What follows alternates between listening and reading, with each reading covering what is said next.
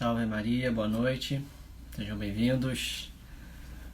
Boa noite Cristina, Fernanda, boa noite Carol, Dulce, boa noite Isaac, sejam bem-vindos, a paz do Senhor, amor de Maria. Fala Mateus, boa noite. Luci, Júlio, Deus abençoe Magali, boa noite. Boa noite a Simone, sejam bem-vindos. Já vamos começar, o Henrique vai entrar para a gente chamar ele e começar a nossa partilha. Boa noite, Adrianinha. Quanto tempo, tudo bem? Boa noite, Júlio também, que está com a Lucy. Sejam bem-vindos. Paz do Senhor Jesus, amor da Virgem Santíssima. Vamos só esperar o Henrique entrar. Hoje tem bastante coisa para falar, gente. Muita coisa mesmo importante. E justamente não podemos perder um minuto. Então, o Henrique entrando, eu vou chamá-lo para nós começarmos assim que for possível. Deixa eu ver se eu já acho ele aqui. Nosso querido Henrique Lima vai fazer a live aqui conosco hoje. Boa noite, o Carlinhos. Deus abençoe, tia Tânia.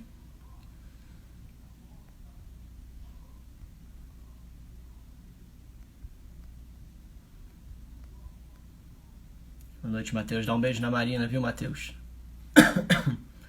Dá um beijo nela.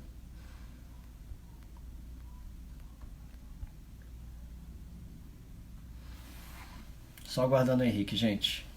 Aí nós entramos. Fernando Machado. Boa noite. Boa noite, Simone. Olha o Bruno Gonzalez aí. Salve, meu irmão. Deus abençoe. Ah, legal, Matheus. Beijo, Marina. Grande Bruno Gonzalez. Estudou comigo no São Bento.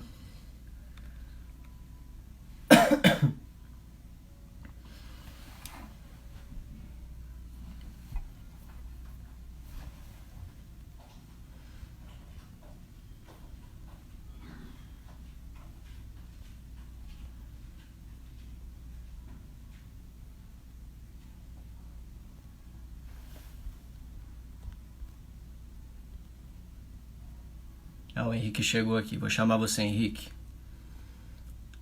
Beleza, Bruno? Já vou te chamar, Henrique. Calma aí.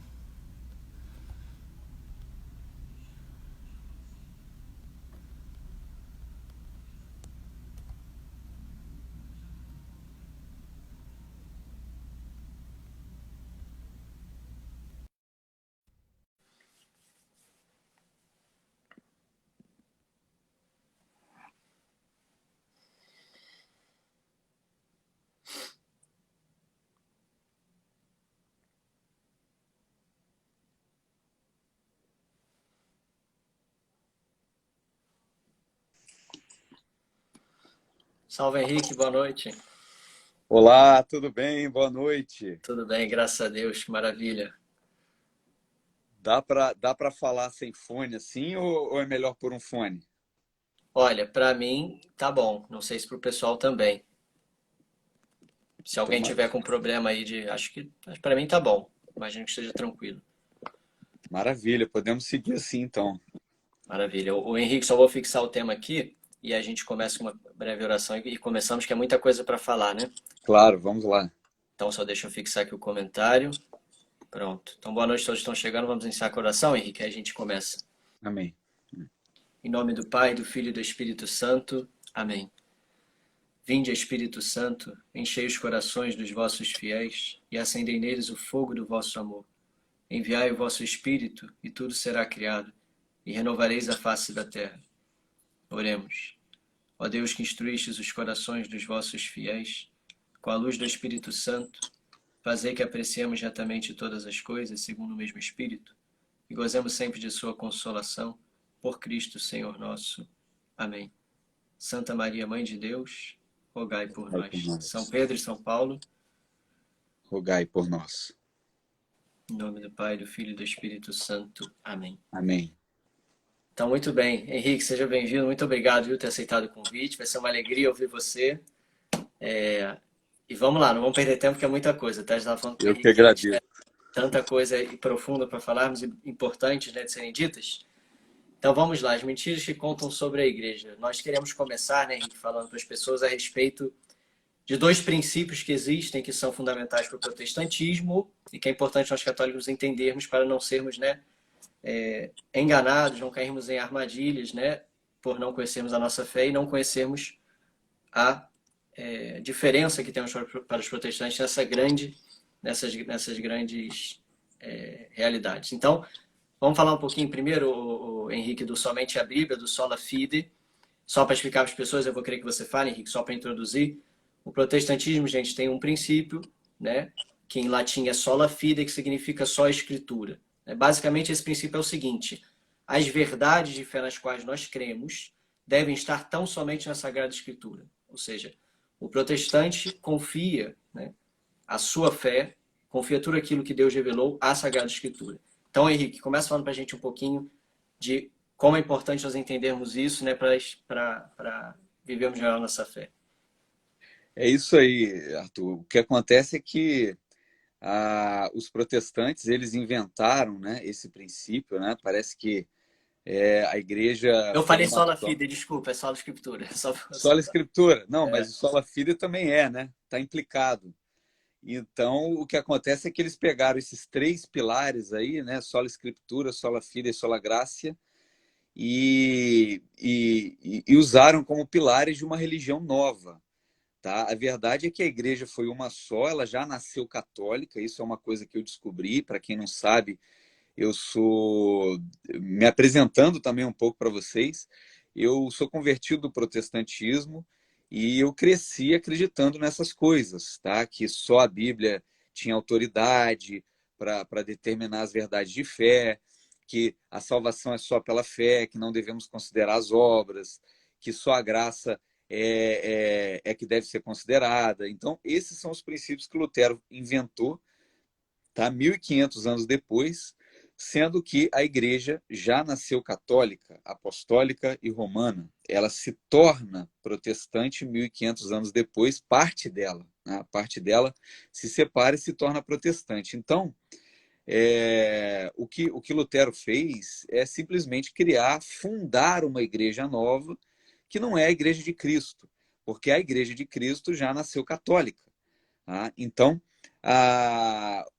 como eu disse, eles creem nessa premissa do sola escritura, que vai reconhecer apenas na Bíblia, ou seja, nas escrituras sagradas, a fonte das verdades de fé, enquanto nós católicos sabemos que a fonte das verdades de fé não é exclusivamente a Bíblia, é a Bíblia também, mas a nossa fonte é a palavra de Deus. Então a gente pode dizer que se os protestantes creem no sola escritura, ou seja, somente a Bíblia, nós cremos no solum verbum Dei, né? Só a palavra de Deus. Então a palavra de Deus comporta tradição oral. O que é a tradição oral? Ela vem primeiro do que a Bíblia. Ela vem antes da Bíblia. Tradição é traditio, né, do latim. O que é tradição? É receber e entregar. É a transmissão.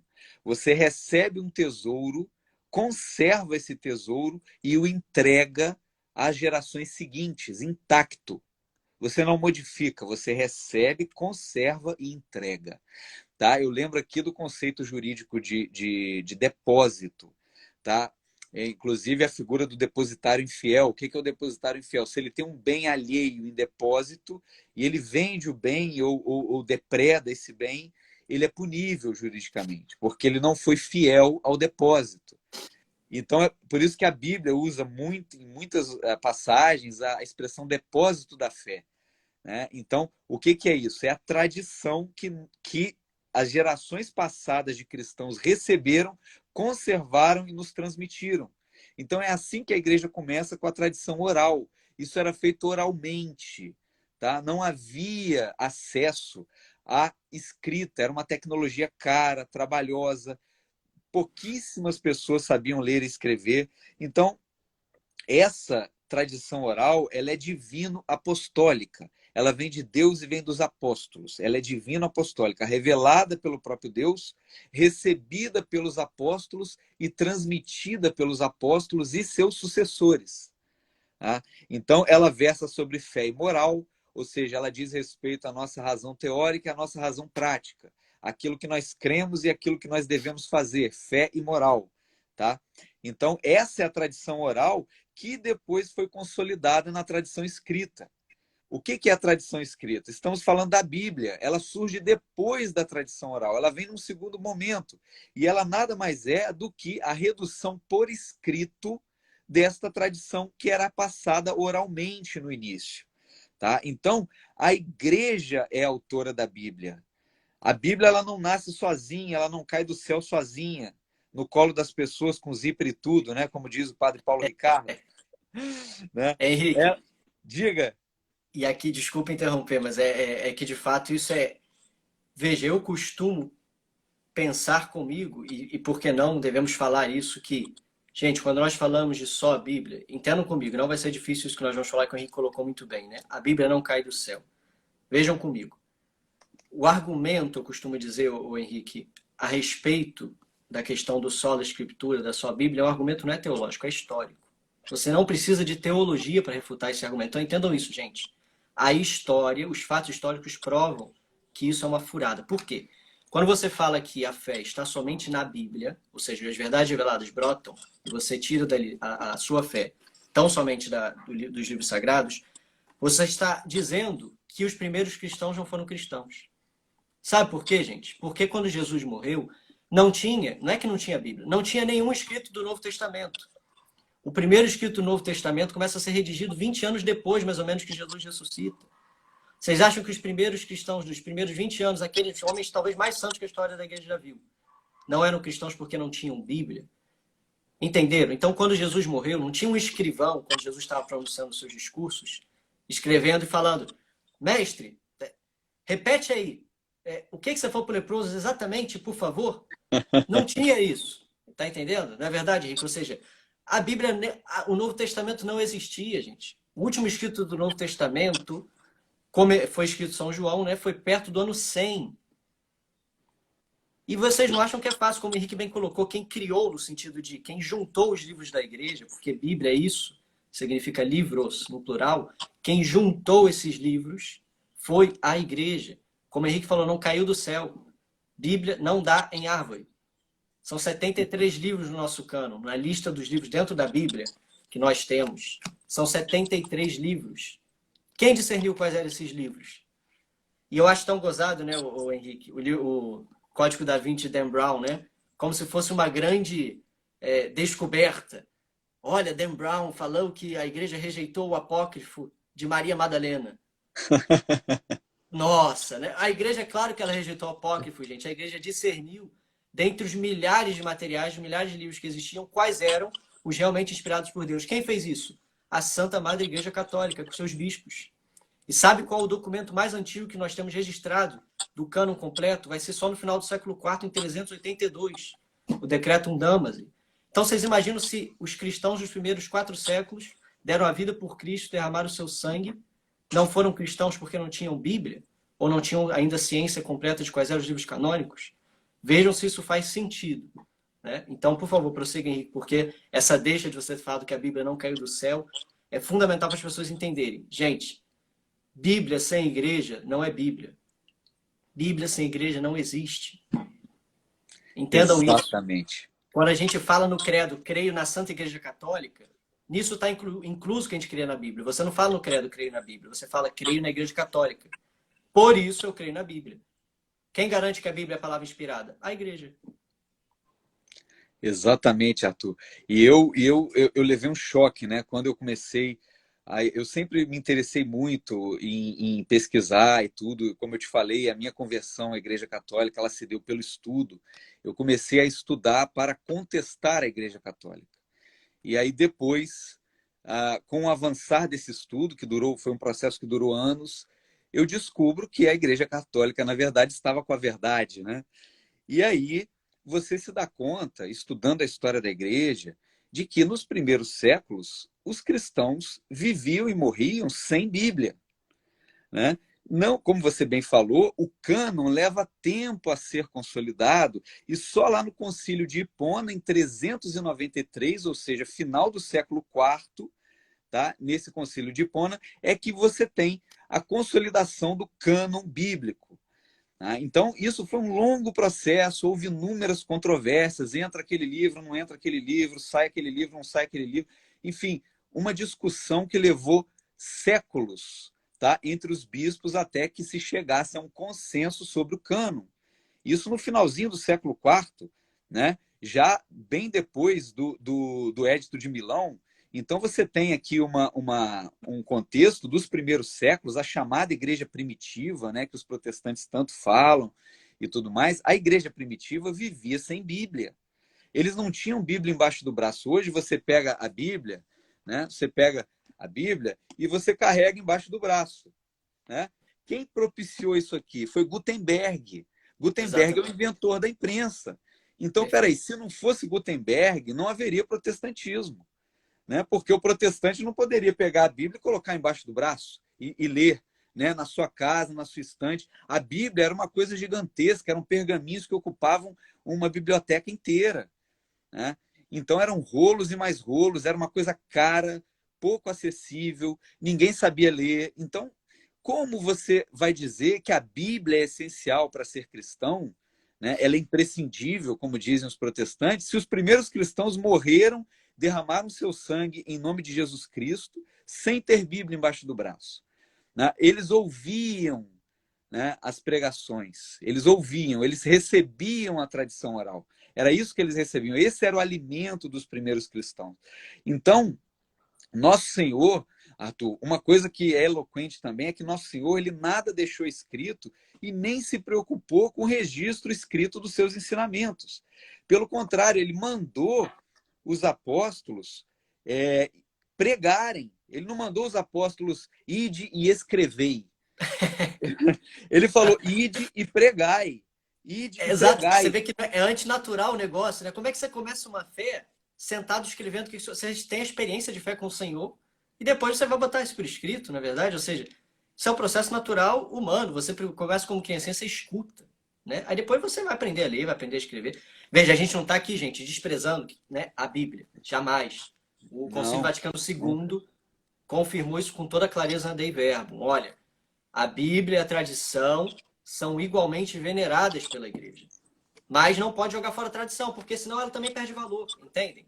A Bíblia não tem valor sem tradição. Assim, tem valor, é claro, porque é a palavra de Deus, mas diga, só surgiu porque a tradição da igreja a precedeu e a formou. Né? Então, não é desprezo a Sagrada Escritura, pelo contrário, é saber colocar no seu habitat natural e, por isso, fazer ela respirar dentro de um ar que ela possa ter sentido.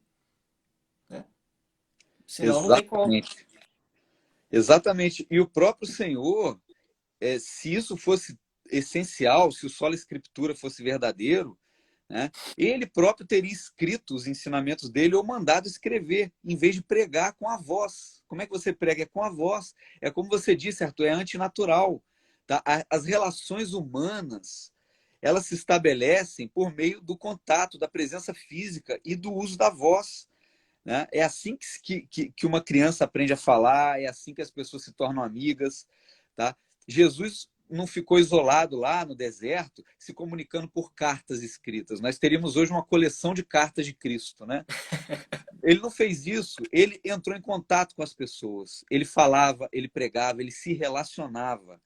Isso é a forma mais genuína e mais autêntica de ser humano, né? De estabelecer uma relação humana. E a tecnologia que é a escrita, porque a escrita ela é uma tecnologia, tá? Ela é apenas um veículo para a palavra. Né? Como eu disse, o protestante fala sola escritura, nós católicos dizemos solum verbum Dei, né? Só a palavra de Deus. Então, o que é a escrita, a palavra escrita, impressa? Gutenberg permitiu isso aqui. Ó. O que é isso? Isso é uma tecnologia que ele criou, uma tecnologia para veicular a palavra de Deus. Né? Então, esta tecnologia que é a escrita, a imprensa, ela está a serviço da palavra de Deus e não o contrário. Você não pode inverter as coisas e transformar aquilo que é meio num fim em si mesmo. A escrita, a palavra escrita não é um fim em si mesmo. Ela é apenas a redução sob a forma escrita da tradição oral. Tudo começa com a tradição oral. E o primeiro autor dessa tradição oral é nosso Senhor Jesus Cristo. Tá? Então, Os escritores, quando escreveram, reduziram a escrito esta tradição oral, eles não tiveram a intenção de esgotar a palavra de Deus, de formar um catálogo definitivo. Não. Você vê Paulo ali escrevendo cartas aos fiéis das igrejas, mandando recado, pega tal coisa em tal igreja, fala para o fulano tal coisa. Então, são coisas até prosaicas. Tá? Então, ele não estava preocupado ali em escrever um corpo doutrinal abrangente. Tá? Ele estava apenas se comunicando, porque ele estava longe, sob a forma escrita, com aqueles que estavam distantes. Né? Então, a própria Bíblia, ela fala lá no finalzinho do Evangelho de João, que Jesus fez muitos outros sinais, que se fossem escritos, o mundo não poderia conter os livros que se escrevessem. Né? Então, muita coisa não foi relatada na Bíblia. Então, é claro que a Bíblia ela não contém a totalidade da revelação, né? Ou seja, nós devemos apenas nos basearmos naquilo que está escrito. Claro que não. A própria Porque Bíblia diz o se contrário. assim fosse, né, Henrique, teria que estar redigido na Bíblia a frase, a sentença seguinte: tudo precisa estar na Bíblia. Porém, nós podemos folhear a Bíblia de cabo a rabo e não encontraremos isso. Logo, é evidente que esse princípio ele é extra-bíblico, ou seja, esse princípio ele transcende está na Bíblia. A verdade para os protestantes é que tudo tem que estar na Bíblia, não está na Bíblia. Então é evidente que eles estão usando algo extra-bíblico. Logo, eles estão indo contra o próprio princípio, porque não tem como não ser assim. O Mateus colocou aí uma frase de Santo Agostinho, né, que é famosa e é muito bela, de fato, no Catecismo. Né? Eu não creria no Evangelho se a isto não me levasse à autoridade da Igreja Católica. O Santo Agostinho, né, tão da ordem, né, dentro da qual Lutero entrou, não é? Ele entrou nos agostinianos, se me recordo bem. Foi de fato quem colocou essa frase maravilhosa, né? Ou seja, eu só creio no Evangelho porque a Igreja Católica me diz que eu devo crer no Evangelho. Exatamente, Arthur. E veja só, você encontra a Bíblia falando, exaltando a tradição. Né? Paulo exorta os cristãos lá em Tessalonicenses, ele exorta aqueles irmãos a guardarem tudo aquilo que ele ensinou, aspas, por palavra ou por carta.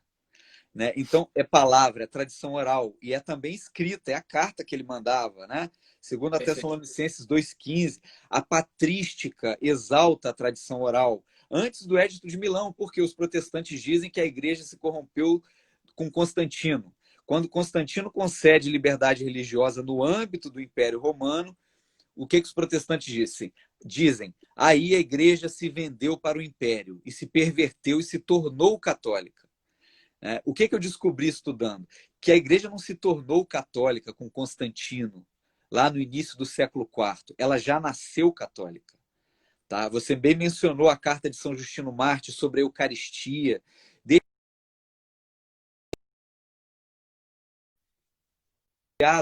São Justino estava escrevendo essa carta sobre a Eucaristia, sobre a transubstanciação. Então, são muitos os testemunhos da igreja primitiva sobre as verdades que a igreja católica ensina. A Bíblia ela não se cria sozinha, ela não define o seu cânon por si mesma. Tá? E até os protestantes criam as suas tradições, né? Com base nos fundadores das respectivas igrejas. Né? Os luteranos se baseiam na tradição luterana. Né? E assim por diante, John Wesley, Calvino, Ellen White, e assim por diante. Os fundadores também criam tradições, eles também têm tradições internas. É uma cópia, é uma paródia, né? É uma paródia. É uma paródia, é uma paródia nossa, porque a palavra escrita ela jamais pode ser separada da palavra oral. Isso é antinatural, como você muito bem falou. Né? A sola escritura, na verdade, é uma ilusão. Nem os próprios protestantes seguem o sola escritura.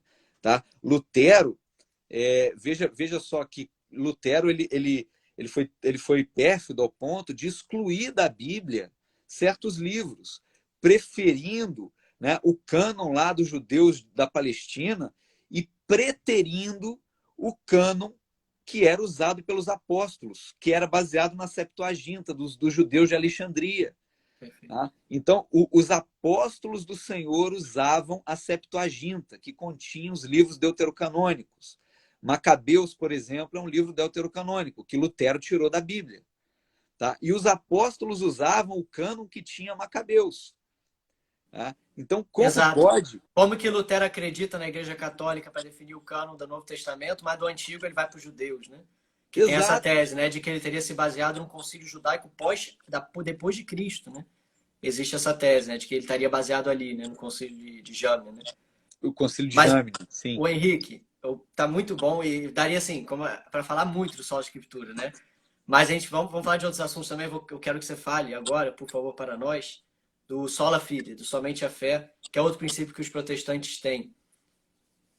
Isso, Arthur. O que acontece? Lutero, ele tem uma doutrina, ele inaugura uma doutrina peculiar sobre a fé, tá? Sobre a fé e sobre a graça, que são dois temas bem associados.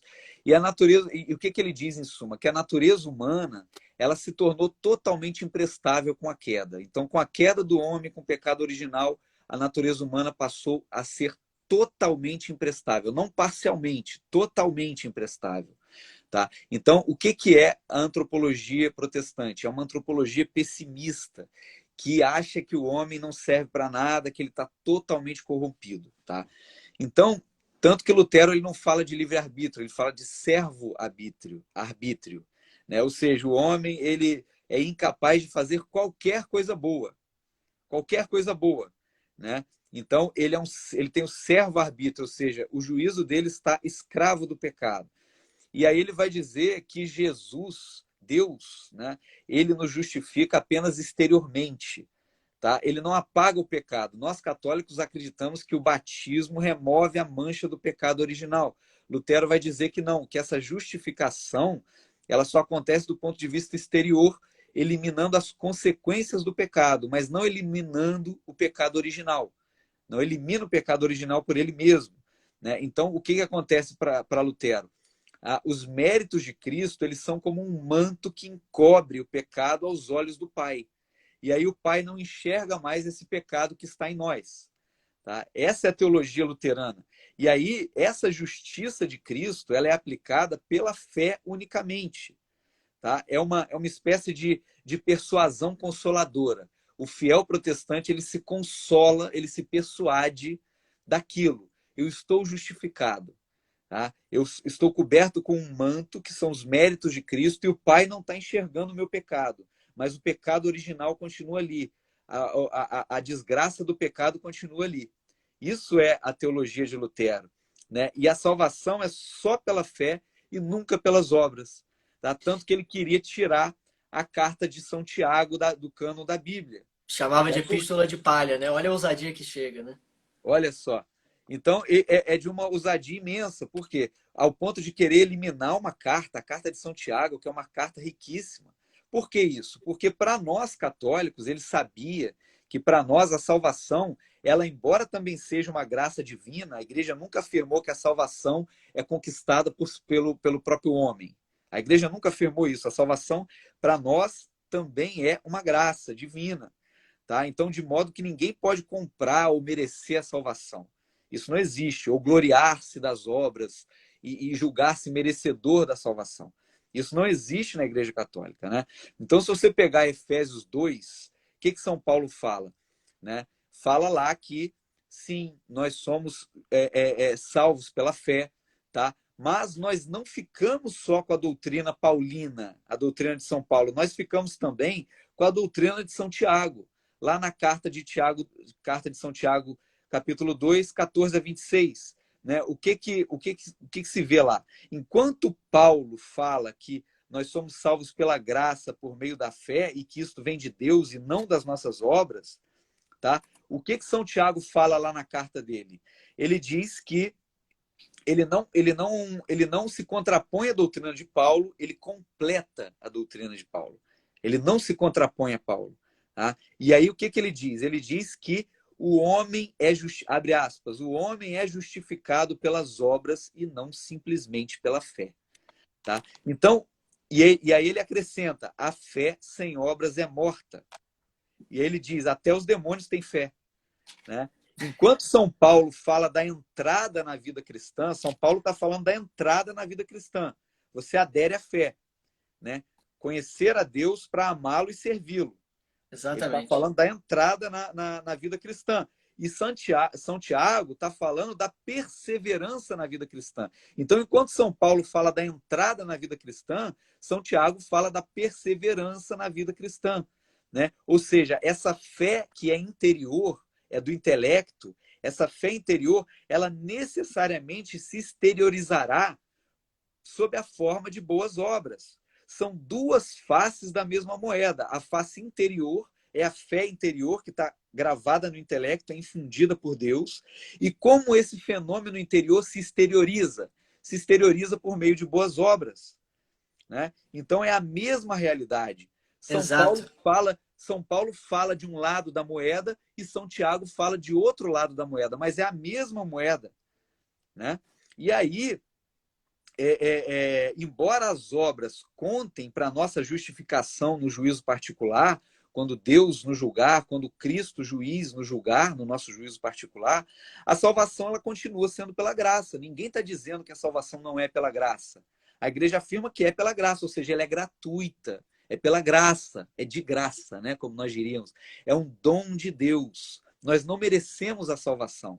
Mas, uma vez que nós internalizamos a fé, essa fé ela se manifesta pelas obras.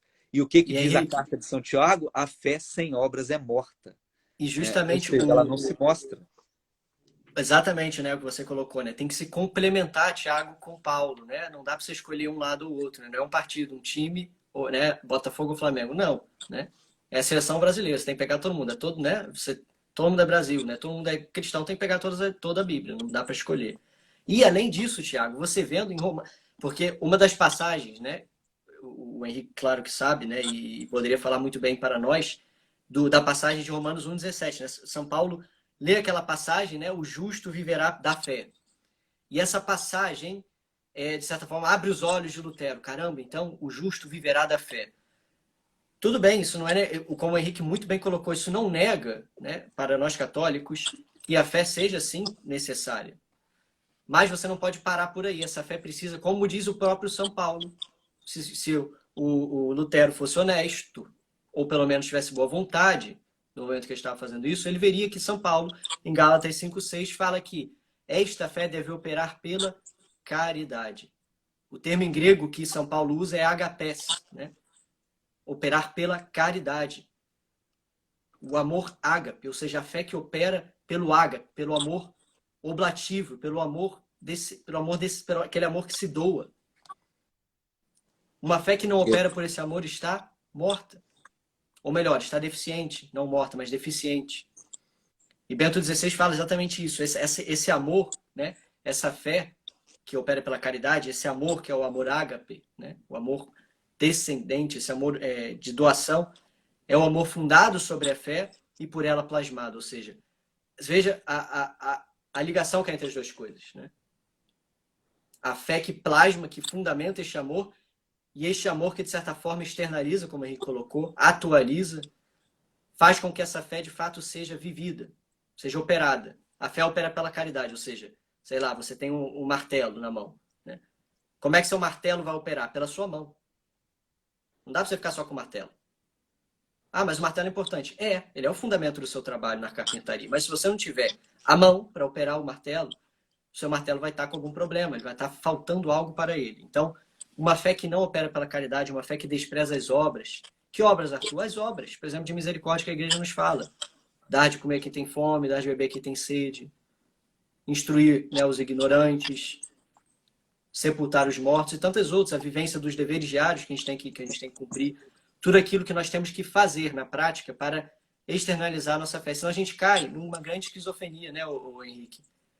Daquela coisa que a gente vê, eu creio. Mas chego em casa, a pessoa é um diabo. Assim, a pessoa crê, não é que é falta de sinceridade, a pessoa crê. Mas assim, brincando com esse termo, mas no sentido de a pessoa chega em casa e trata mal a esposa, a pessoa chega em casa e não sabe não brincar com o filho, a pessoa não sabe atualizar aquela fé dela pela caridade, né? Então, o próprio São Paulo, veja, não só em Gálatas, em Romanos 2, um capítulo depois de Romanos, eu quero ler aqui, Henrique, em Romanos 2, um capítulo depois daquela passagem que o Lutero viu, o justo viverá da fé e teve seus olhos como que abertos, No capítulo 2, São Paulo diz o seguinte, nos versículos 5 a 8. Mas, pela tua obstinação e coração impenitente, vais acumulando ira contra ti, para o dia da cólera e da revelação do justo juízo de Deus. Preste atenção agora. Que retribuirá a cada um segundo as suas obras. A vida eterna aos que, perseverando em fazer o bem, buscam a glória, a honra e a imortalidade. Mas ira e indignação aos contumazes, rebeldes à verdade e seguidores do mal. Quer dizer, São Paulo, na mesma carta que estimulou Lutero a programar e a fundamentar o Sola Fide, São Paulo, nesta mesma carta, um capítulo depois, não precisava Lutero, bastava virar uma página, que ele veria que São Paulo estaria falando de retribuição das obras, ou seja, Nosso Senhor nos julgará pelas obras, sim. Poderíamos citar outras passagens de primeira carta de São Pedro, de Apocalipse, não vem ao caso. Mas isso que o Henrique falou é importante, ou seja, uma fé que precisa ser externalizada, uma fé que precisa ter obras, você precisa chegar no céu fecundo de obras. Senhor, eu acreditei, eu criei e agora estou aqui. Né? Eu amei, eu dei a minha vida, eu me doei pela minha família. Se eu sou sacerdote, eu me doei pelos meus fiéis. Eu não posso chegar e dizer, Senhor, eu acreditei em você, mas fiquei sentado no sofá achando que o Senhor vai me colocar o manto de justiça, né, por cima da minha corrupção, como o Henrique falou. Então, é fundamental entendermos isso, para vermos como cria-se uma esquizofrenia com essas coisas na vida espiritual. Não podemos deixar isso acontecer. Exatamente, Arthur. E, assim, eu não quero, eu não tô, obviamente eu não estou cuspindo no prato que eu comi, né? Eu sou ex-protestante e eu aprendi muitas coisas lá, sou muito grato às coisas boas, né? Aquela coisa de você não jogar o bebê fora junto com a água do banho, né? Eu Sim. conservo muita coisa boa que eu aprendi lá, mas é preciso dizer que um vício muito frequente, que infelizmente as igrejas evangélicas, os protestantes em geral costumam cair, é o vício de citar um texto fora do contexto para arrumar um pretexto, né? Então, o que é isso? Como você muito bem demonstrou aqui, você citou textos aqui que não deixam margem para dúvida, tá? O próprio Paulo, ele complementa a sua teologia em seguida, né? Ou seja, ele esclarece aquilo que ele quis dizer. Ele não quer dizer que as obras não valem de nada, que você tem que prescindir das obras. Ele não quis dizer isso. Então, o que Lutero fez? Tá? Lutero pensou um texto e tornou aquilo como um princípio absoluto. Tá? Isso é um erro de interpretação de texto. Isso não é só... você não comete esse erro só com a Bíblia. Você pode cometer esse erro com qualquer texto. Tá? Então, é um problema básico. É um problema básico. Não é uma coisa ultra elaborada e tal, um erro sofisticado, muito difícil de discernir. Não, é só você continuar lendo que você vai descobrir o que ele quis dizer com aquilo. Que ele não está prescindindo das obras, de modo algum. Né? Então você vê, quando nós queremos ressaltar as obras, nós citamos a carta de São Tiago, nós não queremos também cair no pelagianismo ou no semi-pelagianismo, né? Que vai dizer que a natureza humana é capaz por si mesma de praticar o bem, de salvar-se, tá? Nega o pecado original, diz que a natureza humana é plenamente apta a salvar-se a si mesma, tá? E vai negar até a necessidade da graça divina. Nós não caímos nesse erro. Nós não somos pelagianos, nós somos paulinos, tá? Nós aderimos à teologia de São Paulo, aderimos à teologia de São Tiago. A tradição, é isso, a tradição oral e escrita. Tá? Então, Santo Agostinho entrou num debate muito profundo com Pelágio, né, sobre esse tema. Então, até por isso os protestantes gostam muito de Santo Agostinho, né, porque eles pegam também algumas passagens ali para poder corroborar isso. Mas, no fim das contas, Arthur, o que acontece? O esplendor do magistério católico vem à tona. Né? Ou seja, qualquer doutrina que queira absolutizar, né, que queira pegar apenas um aspecto e excluir todos os demais, isso aí já cheira a erro. Né? E foi justamente o que Lutero fez. Sola Escritura. Peraí, só as Escrituras? Sola Fide. Só a fé? Não vou valorizar nem minimamente as obras, né? Sola gracia, como se fosse uma coisa absoluta. Tá? Então, é claro que isso cheira a erro. Né? Sim. já é muito estranho, né? Esse procedimento dele, né? Então, Henrique, exato, a gente tem que estar diga. muito atento a novidades dentro do campo da doutrina católica, né? Tem que estar muito atento com isso, né? São João Crisóstomo ele falava, né? Tem um comentários dele, né? Que o Bossuet cita, foi um autor francês. Ele fala o seguinte: evita as novidades em teu discurso, pois as coisas não ficarão aí.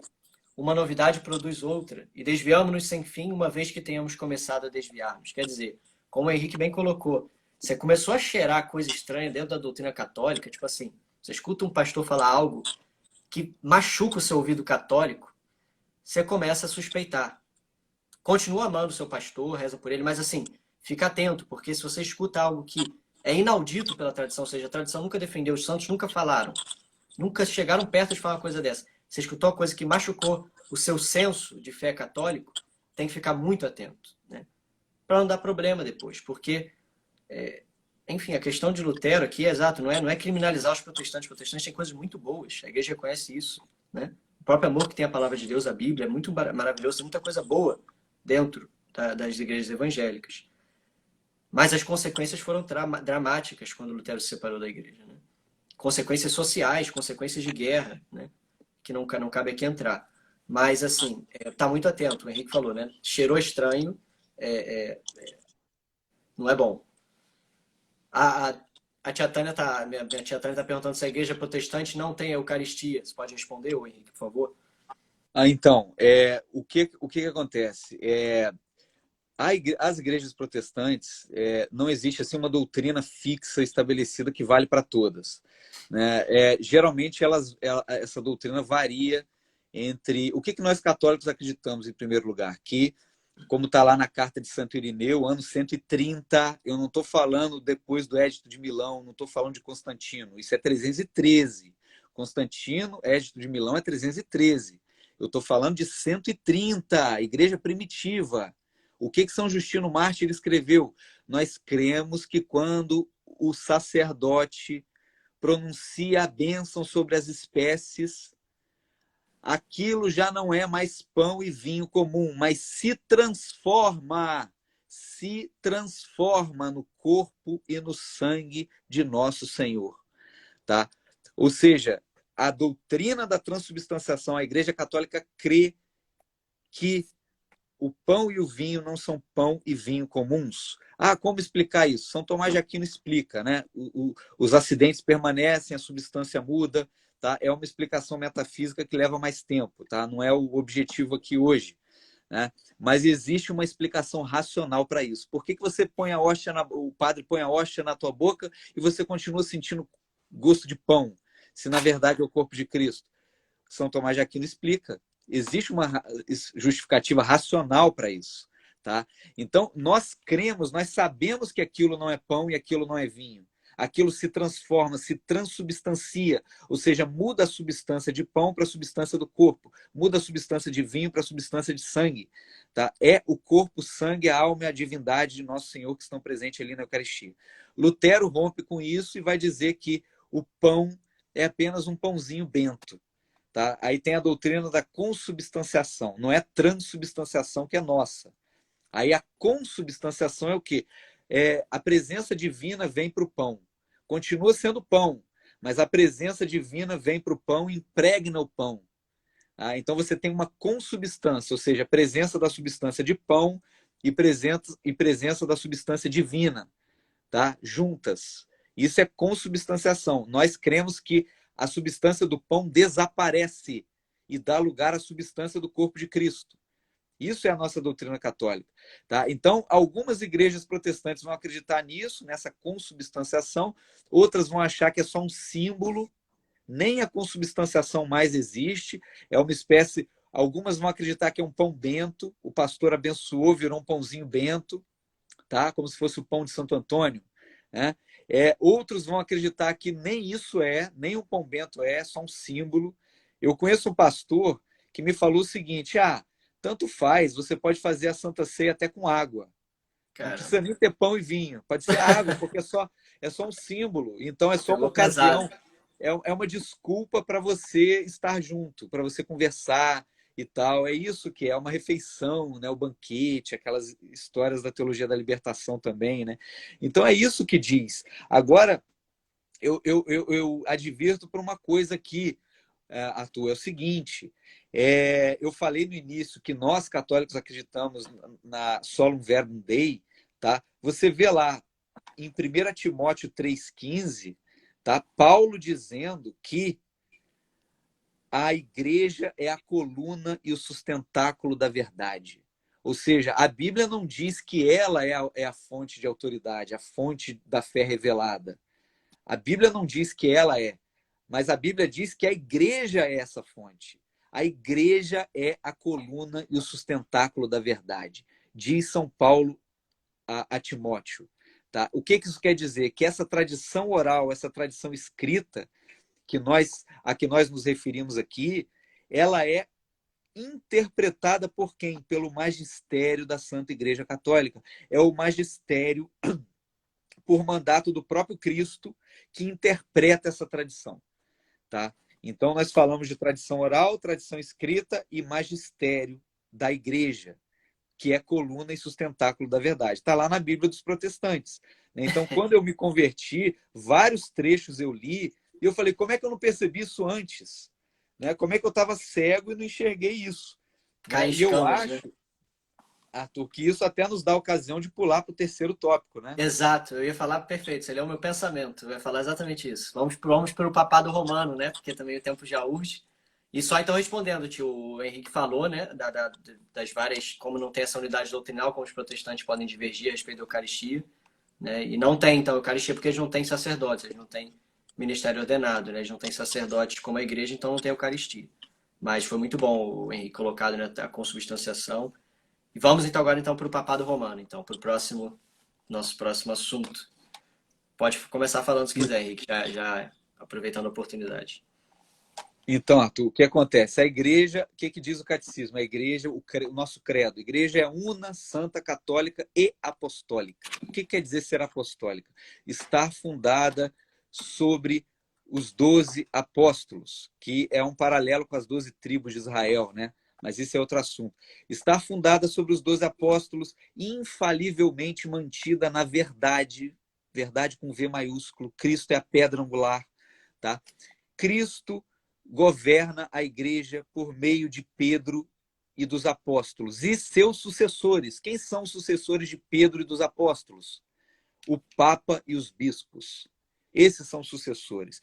Mateus 16, 17 a 19. Né? O famoso trecho, né? O que os homens dizem que eu sou? Uns dizem que és um dos profetas, João Batista, Elias. E vós o que dizeis? São Pedro diz, tu és o Cristo, filho do Deus vivo.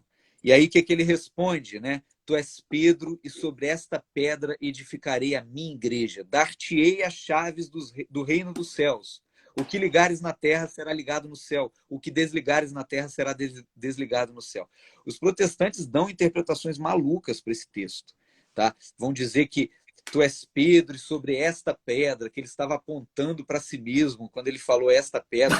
Isso é maluquice, cara. É você pegar o texto e torcer o texto, distorcer o texto. Né? Assim, é você passar por cima de regras elementares de interpretação de texto. É falta de formação escolar, eu diria. Né? Dizer, tu és Pedro, e sobre esta pedra. E aí você percebe isso, que você não entende esse texto no grego nem no latim. Né? Petros, em grego, Petrus, em latim. Você não entende isso, porque virou nome próprio. Pedro virou nome próprio que o próprio Cristo inventou. Era um apelido de Simão. Tá? Você só entende esse texto em aramaico, porque em aramaico é Kefa, que deu origem a Cefas. Né? Então, o que Jesus falou ali? Tu és Cefas, e sobre estas Cefas edificarei a minha igreja. É o mesmo vocábulo em aramaico. Tá? E ele falava aramaico. Tu és Cefas, e sobre estas Cefas edificarei a minha igreja. Tá? Porque é o apelido que ele deu a Simão. Simão era apelidado de pedra, Cefas. Então, você olhando para o Velho Testamento, tá? O que é a mudança de nome no Velho Testamento? Jesus muda o nome de Simão. De Simão muda para Pedro. Tá? No Velho Testamento, nós temos Abraão. Era Abrão, virou Abraão. Né? Jacó virou Israel. Né? Então, a mudança, e outros exemplos, a mudança de nome no Antigo Testamento, ela indica nova vida e nova missão. E qual era a nova missão que Jesus estava confiando a Pedro? Tá? A chefia do Colégio Apostólico e da Igreja Universal.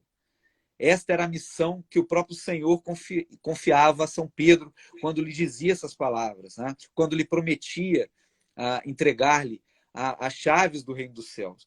E essa pedra fundamental, a expressão pedra fundamental, construir, são expressões bíblicas. Se nós olharmos lá para Isaías, né? Isaías tem todas essas expressões lá, pedra fundamental, construção.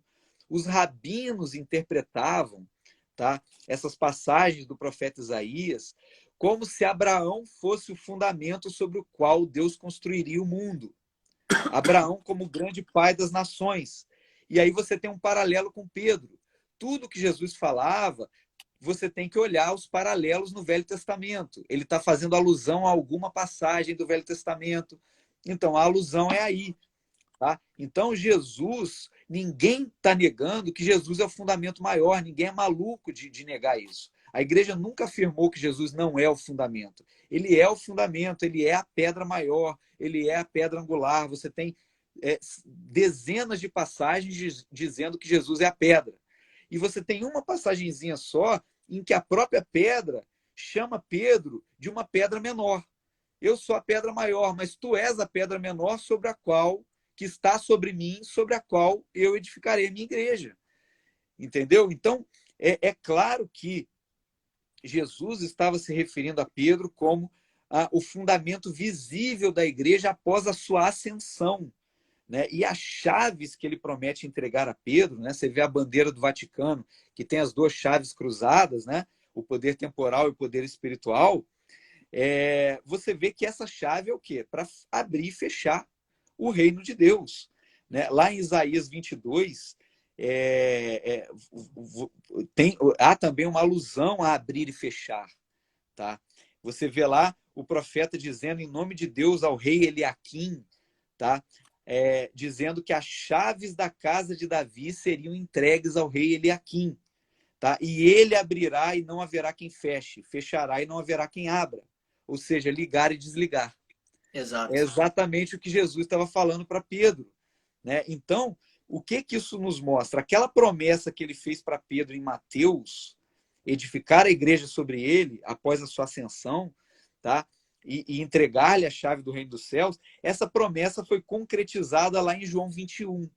No final do evangelho de João, tá? Jesus já ressurreto, pouco antes da sua ascensão, tá? Então, o que nós temos? Na paixão, Pedro negou Jesus 3 vezes. E aí, nesta passagem de João 21, nosso Senhor faz Pedro dizer 3 vezes que o amava. Então, para cada vez que Pedro diz, lá em João 21, que amava nosso Senhor, tá? Foi uma vez que ele negou nosso Senhor na paixão, né? Quando Jesus foi preso e julgado. Então, é interessante demais esse paralelo, né? Jesus faz São Pedro repetir 3 vezes. O que é belo, né? Que além de já estar assim, claro, né? Porque para os protestantes, aqui, materialmente eu não sei, porque assim, realmente são muitas as igrejas protestantes, são milhares, né, as denominações. Mas eu creio que isso seja uma coisa comum entre elas, né? De que o papado não é de origem divina, ou seja, não foi Jesus que instituiu. Foi uma invenção humana. Me corrija se eu estiver errado, se você conhecer alguma igreja protestante que defenda o contrário.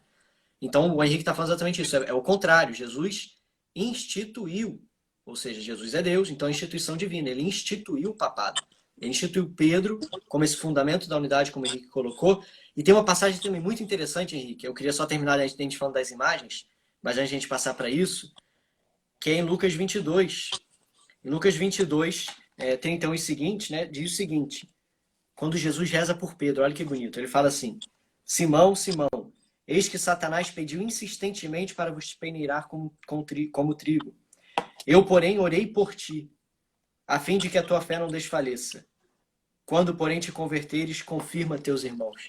Olha que palavra maravilhosa Jesus falou para Pedro. Jesus rogou por Pedro, ou seja, pelo primeiro Papa, e falou para Pedro que a missão dele era convertido, confirmar os irmãos. Você vai na Basílica de São Pedro, é tão belo, na parte de cima da Basílica de São Pedro, né, que tem escritos na parte de cima, né, contornando toda a Basílica. Se eu não me engano, uma das passagens está em latim, é essa, justamente, né? Você convertido, então confirma os teus irmãos. Esse é o papel do Santo Padre, o Papa. Que é claro que não Exatamente, terminou em Pedro. Se a igreja continua, Pedro continua, né? A igreja não terminou com Pedro. O papado não terminou com exatamente. Pedro. Pedro não subiu para o céu com as chaves, né? Deixou as chaves com o outro. Então, assim, é de origem divina, né? Não acreditem que o papado é invenção humana, porque isso é furado. Exatamente, Arthur. E, inclusive, se você for lá, você vai ver lá, né? Essa passagem belíssima. Tu és Petrus et super hanc Petram edificabo ecclesiam meam, né? Então, Jesus está... aquilo ali é de emocionar, né? E aí Jesus fala lá para ele no final do capítulo, do João 21, apacenta as minhas ovelhas. Os outros apóstolos estavam presentes, mas ele não diz para nenhum dos outros. Ele se dirige exclusivamente a Pedro e diz 3 vezes: tu me amas? Apacenta as minhas ovelhas, apacenta as minhas ovelhas, apacenta as minhas ovelhas. Olha, se isso não é instituição do papado, se isso não é instituir Pedro como chefe da igreja, eu não sei o que é mais. Tá? Então, fica uma forçação de barra. Tanto que na igreja primitiva, você vê nos primeiros, antes do ano 100, tá? Antes do ano 100, com o apóstolo João vivo. São João estava vivo ainda. Tá? Os cristãos de Corinto recorriam, está lá no Denzinger, está no Denzinger o documento. Os cristãos recorriam a São Pedro, bispo de Roma, ao Papa, o bispo de Roma, para resolver problemas em Corinto, sendo que São João estava em Éfeso, ali do lado. São Clemente, né? São Clemente, Clemente Romano, São Clemente Papa. Então você vê testemunhos assim muito eloquentes do primado de Pedro na igreja primitiva. E como você falou, os protestantes acham que a igreja inventou o papado com Constantino. A igreja não inventou o papado. O papado foi fundado, foi instituído por Nosso Senhor. E a igreja primitiva, muito antes de Constantino, dá testemunho disso. Como eu falei aqui no documento do Denzinger, ano 90, se eu não me engano. Ou seja, com o apóstolo João vivo ainda. Então, peraí, o que é isso? Né? São Pedro, quer dizer, São Clemente, ele é enviado, ele envia legados a Corinto para resolver a questão. Né? Então você vê São Pedro ali, tantas outras passagens, né? São Pedro é chamado de protos em grego, que significa primaz, isso está na Bíblia. Né? Ele paga tributo do templo em nome dele, Jesus manda pagar tributo em nome dele, de Pedro. Pedro falava em nome de todos, aparecia com destaque, presidiu a eleição de Matias, proclamou em primeiro lugar o evangelho lá em Atos 2, Os puniu Ananias e testemunhos são. Safira. É abundante, é abundante. É uma coisa assim, uma Abundante, saraivada de testemunho, não tem o que dizer. abundante, presidiu o Concílio de Jerusalém, inaugurou o Concílio Sim. de Até Jerusalém. fala lá na hora do Conselho de Jerusalém, quando Pedro falou, todo mundo silenciou, né? Tipo assim, tá falando Pedro. A Sagrada Escritura faz questão de colocar aí, as pessoas silenciaram-se. Mas, Henrique, eu quero Isso. terminar. Eu sei que é muito pouco, 1 minuto e meio que falta aqui, mas fala das imagens rapidinho, que é bem Então, breve. para resumir, Nós somos não pode ter idólatras, nós imagem. adoramos imagens. Não adoramos imagem. Não pode ter imagem. O Velho Testamento fala, não pode ter imagem, mas o próprio Deus se fez imagem. Se você voltasse no tempo, você poderia pegar seu iPhone e fotografar Nosso Senhor. O próprio Deus se fez imagem. No Novo Testamento, Deus é imagem. E é imagem até hoje, porque está ressurreto lá no céu. Então, como você pode dizer, demonizar as imagens, se o próprio Deus se fez imagem, ele encarnou? Você poderia tirar uma foto dele com seu iPhone. Entendeu? Então, essa iconoclastia protestante não se justifica. Eu posso entrar na tua casa e rasgar a foto da tua mãe com os pinela? É claro que não. Loucura. Porque aquilo representa a tua mãe, não é a tua mãe, representa a tua mãe. E como disse o Você... Henrique, o segundo concílio de Nicéia fala o seguinte: a honra prestada ao ícone passa para o modelo original, e quem venera o ícone venera a pessoa que nele é reproduzida. Ou seja, meu amigo, você pode ajoelhar na imagem de Nossa Senhora, como você pode ajoelhar na imagem de Santo Antônio, para venerar o santo que ali está, para venerar o santo que ali está, onde Deus operou, ou seja, a obra de Deus na vida daquele santo. Você não pode adorar o santo, adorar Nossa Senhora, é claro. Como você não pode adorar sua esposa porque ela é bonita. Então você se ajoelha e venera por amor a Deus, por ver a obra dele ali naquele santo, né? Não para adorar a imagem, mas para venerar o santo.